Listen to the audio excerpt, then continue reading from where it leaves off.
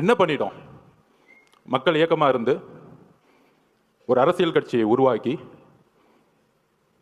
மக்களிட போய் ஒரு பிரச்சாரம் பண்றார். முழுவதுமாக மே மாதம் தன்னுடைய பணியிலிருந்து இந்தியாவிலேயே நம்பர் ஒன் அதிகமான சம்பளத்தை விட்டுட்டு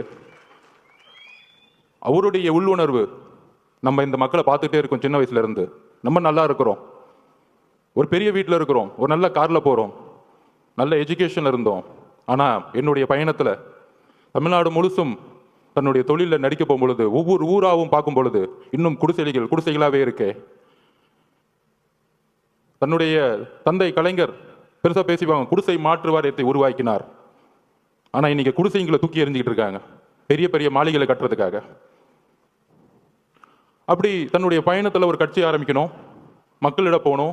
மக்கள்கிட்ட போய் நம்ம நான் அரசியலுக்கு உங்களுக்கு நல்ல விஷயங்களை வந்தா என்னென்ன செய்வேன், பிரச்சாரத்தில் என்னென்ன தவறு நடந்துட்டு இருக்கு, நிர்வாகம் என்ன தவறு நடந்துட்டு இருக்கு, தமிழக வெற்றி கழகம் நம்ம தோழர்களும் நானும் ஆட்சிக்கு வந்தா என்ன நிர்வாக மாற்றங்களை உருவாக்க முடியும்னு மக்கள்கிட்ட சென்றுட்டு இருக்கார்.